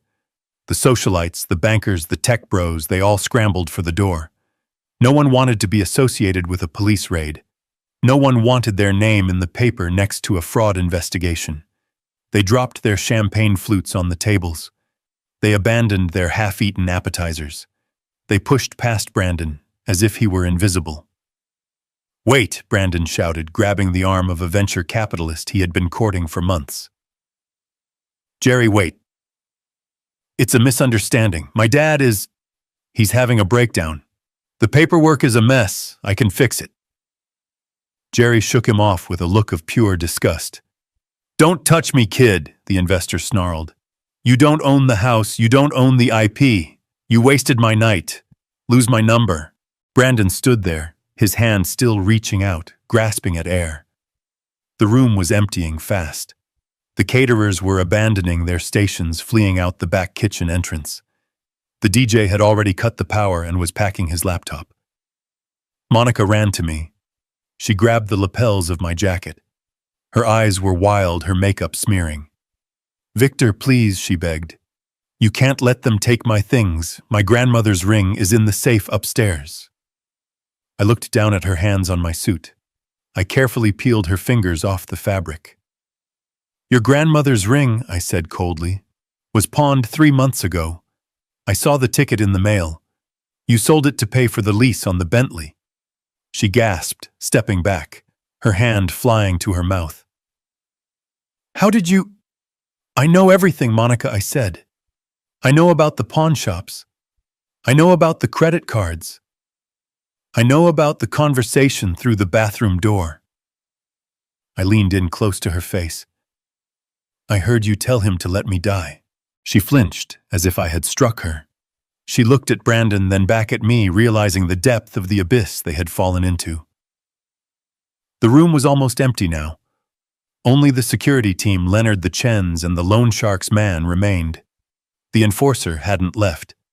He was leaning against a pillar, watching Brandon. He took out his phone and typed a message. Brandon saw him. The panic that had been frantic energy turned into cold, paralyzing terror. He knew what that message meant. It meant the debt was being called in. And without the house, he had no way to pay. "Dad," Brandon whispered. He dropped to his knees. He didn't care about his suit. He didn't care about his dignity. He crawled toward me on the marble floor. "Dad, you have to stop this. They're going to kill me. Those men. The loan. If I don't have the house..." I looked down at my son. He was weeping. Snot ran down his nose. He looked pathetic. He looked like the child who used to come crying to me when he broke a neighbor's window. But this wasn't a broken window. This was a broken life. "I warned you," I said. "I told you for years to build something real. I told you to work. But you wanted the shortcut. You wanted the appearance of wealth without the labor." I crouched down so I was eye level with him. "You locked me in a bathroom for 4 days, Brandon. You deprived me of water. You debated whether to call an ambulance or a hearse. You didn't just break the law. You broke the covenant between father and son." "Dad." "I was desperate," he sobbed. "I didn't mean it. You meant every word I said. You just didn't think I was listening." I stood up. I brushed invisible dust from my knees. I walked over to the DJ booth where a microphone still sat on the table connected to the dying sound system. I picked it up. I looked around the cavernous room. The flowers were wilting. The ice sculptures were melting into puddles. The floor was littered with broken glass and abandoned napkins. It looked like the aftermath of a riot. "Attention," I said into the mic. My voice echoed through the empty house, bouncing off the high ceilings. "Mr. Brandon Halloway and Mrs. Monica Halloway, you are hereby evicted. You have 5 minutes to vacate the premises before the security team physically removes you." I looked at the Chens. They nodded. Mr. Chen checked his watch. 4 minutes. Mr. Chen corrected loudly. Brandon looked at me one last time. He looked for a crack in the armor. He looked for the father who had bailed him out of jail when he was 20, who had paid his debts when he was 25. He found only the architect. And the architect had condemned the building. "Come on, Monica." Brandon choked out, scrambling to his feet. He grabbed her hand. "Let's go, we need to go, now." Why, she screamed, pulling away. "We can't just leave." "Look at the guy by the pillar," Brandon hissed. "We have to run." He dragged her toward the door. They ran past me. They ran past Leonard. They ran past the security guards. They ran out into the cool night air, leaving behind their clothes, their jewelry, their furniture, and their dignity. They ran toward the valet stand, only to realize the valet had already left with the keys to the leased Bentley, which I had also canceled an hour ago. I watched them go. I watched them disappear into the darkness of the driveway, two shadows fleeing the light they had tried to steal. I put the microphone down. I walked over to Leonard. "It's done," Leonard said quietly. "Yes," I said. "It is." Mr. Chen walked over to me. He extended a hand.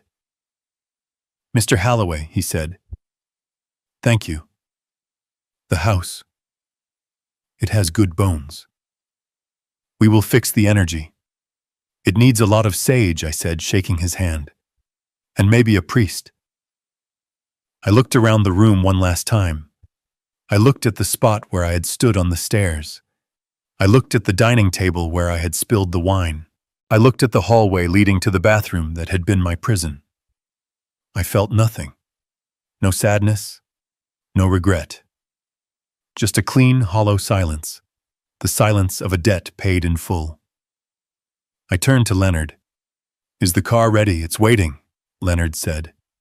"Your luggage is in the trunk. The flight leaves in 3 hours." "Let's go," I said. I walked out of the villa. I didn't look back. I stepped into the cool night air of Malibu, breathing in the salt and the freedom. Behind me, I heard the heavy thud of the front doors closing and the sharp final click of a lock turning. The Chens were securing their property. My son was homeless. My life was my own again. And Tuscany was waiting. The grand atrium moments ago, a cathedral of noise and ego, was now echoing with the frantic scuffling of a stampede. It was a beautiful, terrible sight. The elite of Malibu, the venture capitalists in their bespoke tuxedos, and the influencers in their rented gowns were tripping over each other to escape the blast radius of my son's failure. They abandoned their drinks on the antique side tables. They left their gift bags on the floor. It wasn't just an exit. It was a desertion. They smelled the stench of fraud, and in this town that smell sticks to you longer than smoke. I watched them go, standing like a statue in the center of the ruin. I felt a cold, hollow satisfaction. This was the network Brandon had bragged about. These were the friends he claimed were better than family. They didn't even look back at him. They just ran to their cars, desperate to scrub his name from their contact lists before the subpoenas started arriving. But not everyone left. Near the bar, the large man in the ill-fitting suit hadn't moved. He wasn't running. He was standing perfectly still, his hands folded in front of him, watching the exodus with the detached amusement of a predator watching a herd scatter. He wasn't an investor. He wasn't a friend. He was the bill collector. And he knew with the mathematical certainty of his profession that the collateral for his loan had just walked out the door in the pocket of my lawyer. He caught my eye. He didn't nod. He didn't smile. He just shifted his gaze slowly, deliberately to Brandon. It was a look that promised violence. It was a look that said the clock has stopped ticking, and now the collection begins. Brandon didn't see him.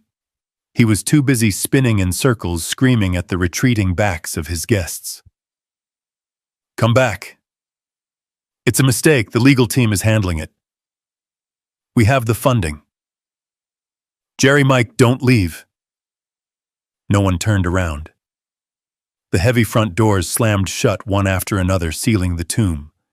Brandon turned to me. His face was a ruin. The spray tan was streaked with sweat and tears. His eyes were wild, manic, unable to process the reality crashing down on him. He looked at the security guards methodically ushering the last stragglers out. He looked at the Chen family, who were already pointing at the walls, discussing which art to remove. Then the shock broke, replaced by a surge of pure, entitled rage. He charged at me. "What did you do?" he screamed, his voice shredding his throat. "What the hell did you do?" He stopped inches from my face, his hands clenched into fists at his sides. He wanted to hit me. I could see the impulse twitching in his muscles. But he didn't dare. Not with the security team watching. Not with the Iron Architect standing tall in his armor. "You're insane," he yelled, spitting the words at me. "You're senile. You can't sell this house. It's mine. I built this life. I built this brand. You gave it to me." I looked at him. I looked at the man who had spent 35 years taking and taking, convinced that the world owed him a living just for existing. "I didn't give you anything," I said, my voice low and hard. "I lent you a stage, and you used it to perform a tragedy." "No. This is my home," he shrieked, stamping his foot like a petulant child. "My name is on the—" "Your name is on nothing," I cut him off. "Your name is on the utility bills. Your name is on the junk mail. But the deed, the title that belonged to Terra Firma Holdings. And I am Terra Firma." I reached into the inside pocket of my jacket. Brandon flinched as if expecting a weapon. In a way it was. I pulled out a folded piece of paper. It wasn't a contract. It wasn't a legal notice. It was a cashier's check. I unfolded it slowly, deliberately, smoothing the crease with my thumb. I held it up. The overhead lights caught the holographic watermark, shimmering green and gold. "Look at it, Brandon," I commanded. "Read the number." He stared at the paper. His eyes darted across the line. $6,500,000. It was the net proceeds from the sale minus the rush fees, the taxes, and the payoff of the existing mortgage I had carried. It was a fortune. It was enough money to start 10 legitimate businesses. It was enough money to retire on an island. It was enough money to save his life. "This is the house," I said. "This is the roof over your head. This is the view of the ocean. This is the marble floors and the high ceilings. It's all right here on this piece of paper." Brandon reached for it. His hand shot out a reflex of pure greed. "Give it to me," he gasped. "Dad, give it to me. I can fix this. I can pay them off. I can buy it back." I pulled the check away, tucking it back into my pocket. "No," I said. "You can't." "Why?" he wailed, falling to his knees again. "Why are you doing this to me? I'm your son, because for 10 years I let you live here," I said, looking down at him. "I let you pretend you were a king because I hoped, I prayed, that if I gave you the environment of success, you would eventually find the substance of it. I thought if I removed the struggle, you would use your energy to build." I paused, letting the silence of the empty room amplify my words. "But you didn't build, Brandon. You rotted. You became soft. You became entitled. And 4 days ago, you became a monster." I stepped closer, forcing him to look up at me. "You locked me in a bathroom," I whispered. "You cut off the water. You listened to me begging for help, and you laughed. You talked about my death as a line item on a spreadsheet. You were willing to let me die of thirst just so you could keep pretending for 1 more month." "I didn't mean it," he sobbed, grabbing at my pant leg. "I was stressed. I was scared. We are all scared." I shouted, my voice finally breaking the calm facade, echoing like thunder. "That is not an excuse for parricide." I yanked my leg away from his grasp. "I intended to leave this house to you, Brandon. It was in my will. It was in the trust." When I died, all of this would have been yours. The millions, the property, the legacy. All you had to do was wait. All you had to do was be a decent human being. I patted the pocket where the check lay against my heart. But 4 days in the dark gave me a lot of time to think. It gave me a lot of time to reevaluate my investments. And I realized that leaving this money to you wouldn't be a gift. It would be a weapon. It would only feed the sickness that is eating you alive. I looked over his shoulder at the enforcer. The man had pushed off the pillar. He was walking toward us. He moved slowly, heavy steps that vibrated the floor. He didn't look at me. His eyes were fixed on Brandon. I'd rather burn this money, I said, my voice dropping to a cold, final register. I'd rather shred this check and swallow the pieces than use a single cent of it to bail you out of the hell you created. I'd rather sell my home for a loss than let it shelter a man who would kill his father for a loan. "Dad, look behind you," Brandon screamed, seeing the man approaching. "That guy. He's going to hurt me. You have to help me. You have the money. Just pay him." I turned. I looked at the enforcer. He stopped 10 feet away. He nodded at me, a gesture of respect from one professional to another. He knew I wasn't the mark. He knew I wasn't the debtor. I turned back to Brandon. "I don't have to do anything I said. I am not your bank. I am not your safety net. I am the victim of your crime. And victims don't pay the ransom." "But he'll kill me," Brandon shrieked, scrambling backward, crab-walking across the floor. "Then maybe you should run," I said. I turned away. I didn't want to see his face anymore. I didn't want to see the tears that were only for himself. I didn't want to see the son I had lost years ago.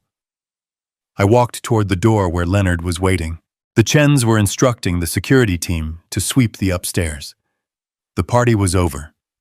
The cleanup had begun. Brandon's screams followed me. Not screams of apology. Screams of blame. "You're ruining me. This is your fault, you selfish old man." I kept walking. I walked past the melting ice sculpture. I walked past the abandoned trays of caviar. I walked out the front door and down the steps to the driveway. The air outside was crisp and clean, smelling of eucalyptus and the sea. It cleansed my lungs of the perfume and the lies. The black car was waiting, engine idling. The trunk was open. My suitcase was inside. I stopped at the bottom of the stairs. I looked up at the house one last time. The lights were blazing in every window, a lighthouse of vanity. But inside it was hollow. It was just wood and stone and glass. It wasn't a home. It never had been. Behind me, I heard the heavy thud of the front door slamming shut. Then, the distinct mechanical click of a deadbolt sliding home. The lock worked perfectly. I got into the car. Leonard closed the door. "Drive," I said. As the car pulled away, I didn't look back at the driveway where my son was presumably trying to explain to a very angry man why he was homeless and broke.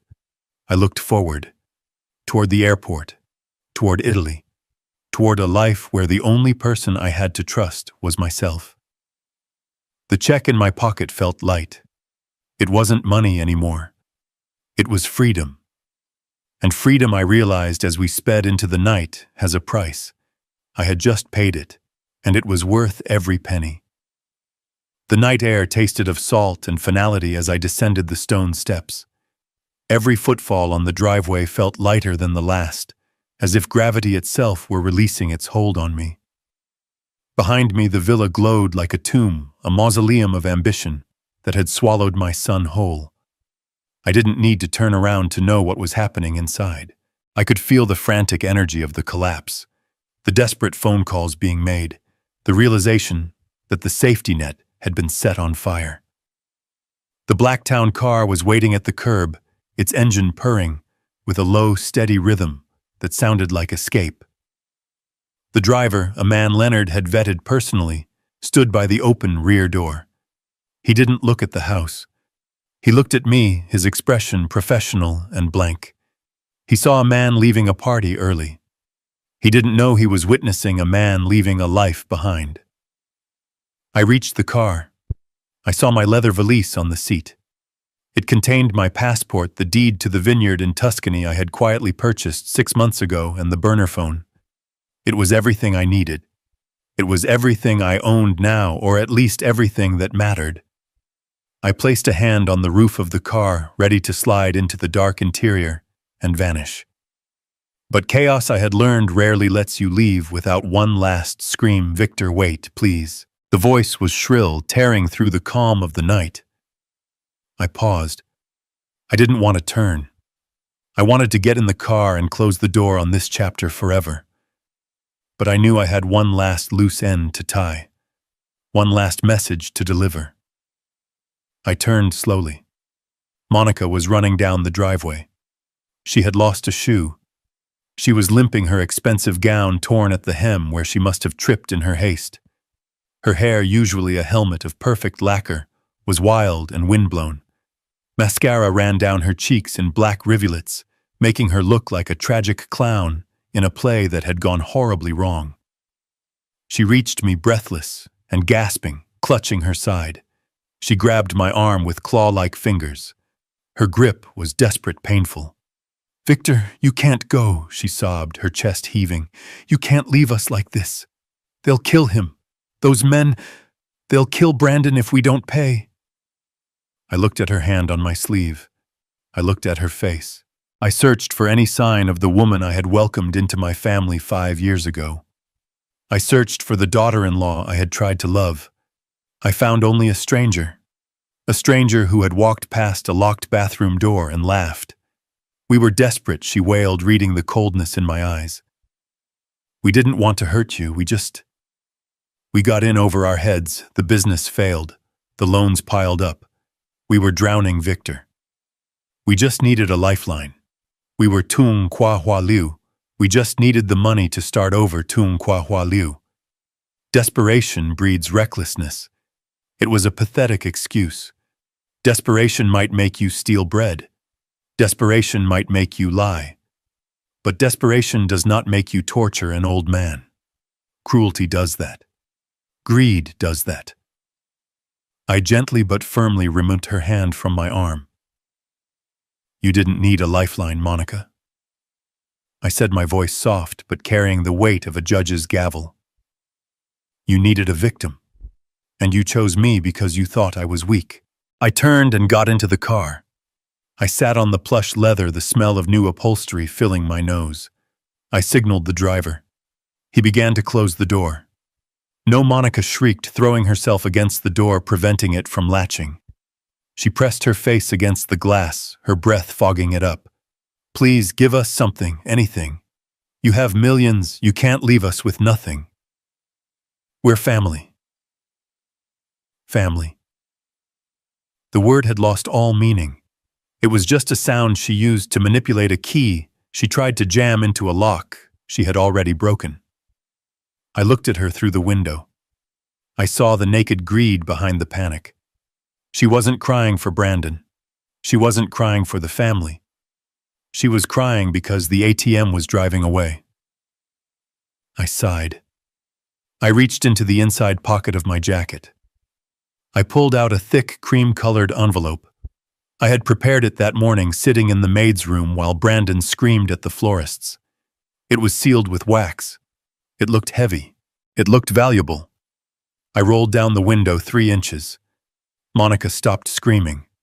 Her eyes locked onto the envelope. Hope, cruel and sharp, flared in her face. She thought I had broken. She thought it was a check. She thought it was salvation. "You're right," I said. "I can't leave you empty-handed." "That wouldn't be fair, would it? Thank you," she gasped, reaching for the envelope through the crack in the window. "Oh, thank you, Victor. I knew you loved us. I knew you wouldn't let us fall." I held onto the envelope for a second longer, letting her feel the weight of it. "This is for you," I said. "Use it wisely." I let go. She snatched it as if it were gold bullion. She clutched it to her chest, closing her eyes in relief. "Go," I said to the driver. The window rolled up, sealing me inside the quiet, air-conditioned sanctuary of the car. The driver hit the gas. The car surged forward, tires gripping the pavement. As we pulled away, I watched in the side mirror. Monica was standing under the street lamp, tearing the envelope open with frantic fingers. She ripped the top off, shaking the contents into her hand. There was no check. There was no cash. 2 pieces of paper fluttered out. The first was a utility bill. It was the water bill for the villa, dated for the current month. I had highlighted a single line item, the service reconnection fee. It was $40. The exact price of the water she had denied me while I lay dying of thirst. I had paid it this morning. It was the only debt of theirs I would ever settle. The second piece of paper was a receipt. It was a donation acknowledgement from the largest homeless shelter in Los Angeles. It listed a donation in the amount of $2,100,000. It was the remainder of my liquid assets, everything I didn't need for my retirement in Italy. I watched her figure shrink in the mirror. I saw her stare at the papers. I saw her knees buckle. I saw her collapse onto the gravel of the driveway, screaming into the night, clutching the receipt for the fortune she had murdered her soul to get, and which was now feeding strangers in a soup kitchen downtown. She was screaming at the taillights, but I couldn't hear her. The glass was thick. The car was fast. I turned my head and looked forward. The road to the airport was open and clear. The ocean was a dark expanse to my left, vast and indifferent. I reached into my pocket and touched my passport. The water bill was paid. The house was gone. The money was gone. And so was I. I closed my eyes and let the motion of the car rock me. For the first time in 4 days, for the first time in 10 years, I wasn't thirsty. I wasn't hungry. I wasn't tired. I was just free. The sun here is different. In Malibu, the sun was a spotlight, harsh and demanding, bleaching the color out of everything it touched. Here in Tuscany, the sun is gold. It sits heavy and warm on the shoulders, smelling of baked earth and Sangiovese grapes. I sat on the stone terrace of the small farmhouse I had restored, a glass of deep red wine resting on the table beside a plate of olives and pecorino cheese. It was quiet. Not the silence of an empty room, but the silence of contentment. The only sound was the wind rustling the cypress trees and the distant hum of a tractor working the valley floor. I took a sip of the wine. It was robust, earthy, and honest. It tasted like the soil it grew in. It didn't taste like leverage or debt. It tasted like patience. My phone buzzed on the table. It was a rare sound these days. I had changed my number the moment I landed in Rome. Only one person had it. I picked it up. A message from Leonard. It was short, professional, and devastatingly final. The indictment came down this morning. Federal charges for wire fraud and identity theft regarding the loan application. The state is also pursuing charges for the forged medical documents. Bail was denied due to flight risk. He is currently in county custody awaiting trial. I read the words twice. I didn't feel joy. I didn't feel triumph. I felt a quiet, somber closing of a door. My son was going to prison. It was a tragedy, but it was a tragedy he had written, directed, and starred in. I was just the audience member who had walked out before the final act. There was a second part to the message. Monica filed for divorce yesterday. She cited irreconcilable differences. My source says she moved back in with her parents in Ohio. She took the dog but left the debts. I set the phone down face down on the stone table. The partnership of greed had dissolved the moment the money ran out. It was predictable. Parasites do not stick together when the host body dies. They scatter to find new blood. Brandon was alone now. He was facing the consequences of his entitlement in a concrete cell without his wife, without his house, and without his father to bail him out. I looked out over the rolling hills, watching the shadows lengthen as evening approached. For 40 years, I had built structures of steel and glass, thinking I was building a legacy. I was wrong. A legacy isn't what you build for people. It's what you build in them. I had failed to build character in my son, and perhaps that was my sin to bear. But I had refused to let his lack of character destroy the end of my life. I picked up the wineglass again, swirling the dark liquid. The light caught the ruby depths. It was simple. It was unpretentious. It was real. I thought about the champagne tower at the party. I thought about the crystal flutes and the hollow toasts to a fake future. I raised my glass to the setting sun, to the quiet valley, and to the empty chair opposite me that would never again be filled by someone who wished me harm. To freedom, I whispered to the Tuscan air. I took a drink. It was rich and complex, with notes of cherry and leather. Freedom, I realized as the warmth spread through my chest, tastes better than any champagne ever could. I finished the glass, watched the sun dip below the horizon, and for the first time in a long time, I looked forward to tomorrow. I spent a lifetime believing that providing for my son was the ultimate expression of love. I shielded him from the rain, never realizing I was robbing him of the ability to build his own shelter. My 4 days in that dark bathroom taught me a brutal truth. Entitlement is a cancer that grows in the absence of struggle. We cannot buy the character of our children, nor can we purchase their respect. Sometimes the most loving thing a parent can do is close the checkbook and open the door to reality. I chose my dignity over my biological obligation, and for the first time in years, I am whole. If you believe that no one should ever sacrifice their self-worth for family, please hit the like button and subscribe to my channel for more stories of resilience.